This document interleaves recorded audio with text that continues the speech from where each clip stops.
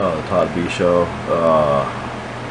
The batteries haven't charged that much. Oh, okay, well, if I don't make it, oh well. The idea that a simple plant this is part 5. This should be the end of Todd Bee Show right here. I don't know if they think it's hocus pocus. This is I just episode think 13, they part don't feel that there's the kind 5. of testing that they're used to. And that's the problem we have. What I try to impress upon these people is we're trying to put the science into it.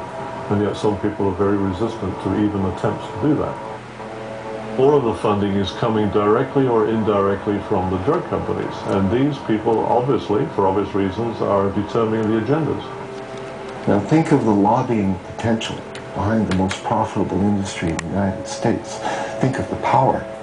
And do they get their way? Why can't we explore its medicinal potential? Why can't we use it to make more products? To myself and people involved in this business, it stopped making sense a long time ago. The common response is really the medical marijuana is a stalking horse for legalizing it. And so what? What do they want? We should be making use of this plant. And really, that's all I can say. I went a long time on IMT the last restriction, time. the prohibition is all, in my mind, just stupidity. And I don't condone stupidity. I should get the rest of this if I don't. And that's a problem. How do politicians, after years of promoting claims of marijuana's harms, pushing for larger drug war budgets, that's always a really good documentary to share with you all. Stance that vilifies marijuana and being lobbied by big business. Took me 2 episodes, how probably do 10 these parts. Politicians now reverse their stance?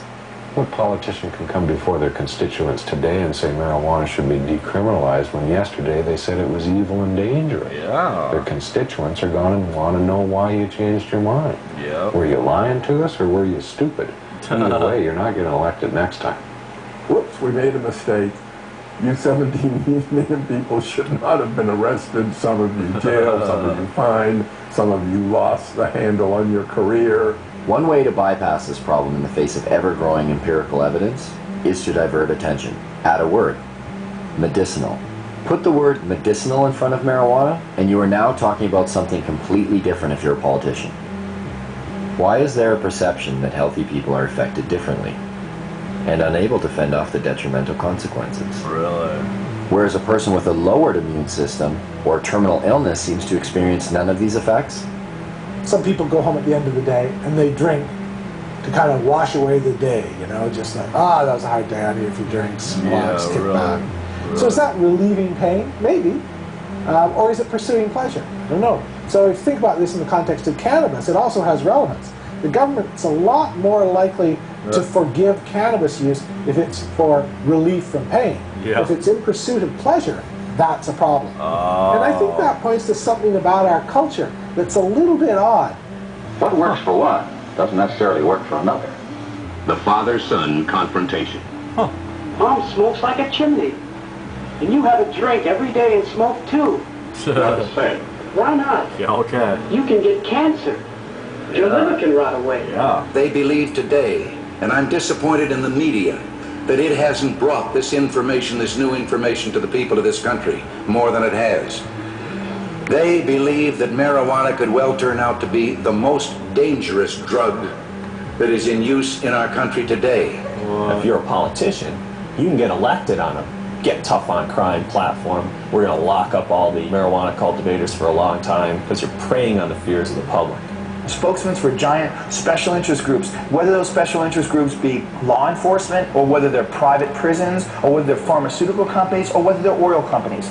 We have spokesmen for gigantic corporations that are trying to calm us and get us to press the right button in the voting booth. I will always have this bookmark. Has their own agenda. They're beholden to their own laws. I thought it was a really good documentary. Check the work of anybody before them. If I don't get all this, you should check it out. Forbid somebody come in there and check what they do. It's on YouTube. I understand why politicians the best marijuana documentary to act on their principles, but our politicians need to read their own polls, because this is one of those cases, and it happens a lot in life, where the people are ahead of their leaders.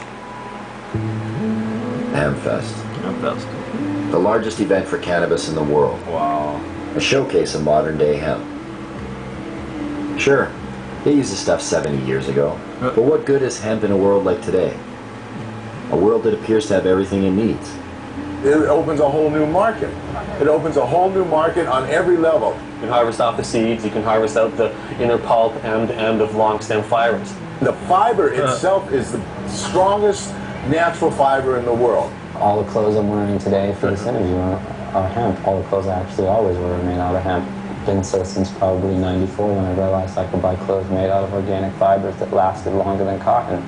You can eat hemp seeds, and it contains all the essential amino acids and fatty acids. It makes fuel. You can make biodiesel out of it. Hemp is an excellent source for biofuel. When you grow hemp for fuel, every crop unleashes a huge amount of oxygen into the environment. And in fact, the same amount of oxygen that you lose when you burn it off, you gain back. So it's a closed cycle, ending the greenhouse effect.